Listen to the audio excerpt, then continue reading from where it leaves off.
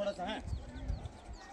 आज नव भारत साक्षरता अभियान के तहत नीचे महिलाएं बैठी सभी निरीक्षरों का और इस राजकीय उच्चतर माध्यमिक विद्यालय सुतोल नंदनगर का सबसे दूरस्थ क्षेत्र सुतोल का सभी परीक्षार्थियों का,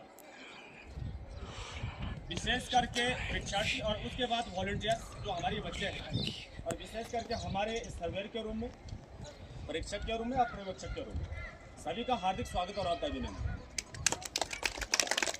बहुत खुशी हुई हमें आप लोगों के द्वारा इस विद्यालय में आकर के भारत सरकार की जिस प्रकार की जो योजनाएं चलती है, जो कार्यक्रम चलता है, आप लोगों ने बढ़ चढ़ कर काम लिया। मुझे बहुत गर्व की महसूस हुई और मैं ये भी चाहता हूँ कि आने वाले काल में इस प्रकार के आप कार्य करेंगे। जो भी परीक्षार्थी हैं, बिल्कुल आप डरे नहीं, बिल्कुल आपने दिल से करना है, स्वच्छ मन से करना है, कोई घबराहट नहीं होना है। जहाँ पर भी आप लोगों को अगर कहीं दिक्कत आ जाती है, हम आपके साथ हैं। ऐसा मत समझिए आप कि परीक्षा कुछ नहीं, ये बहुत आसान सारी चीज़ें हैं। इसको डर से आपने भगाना है, हटाना है। आपको जो चीज़ें आती हैं वही आपको करना है।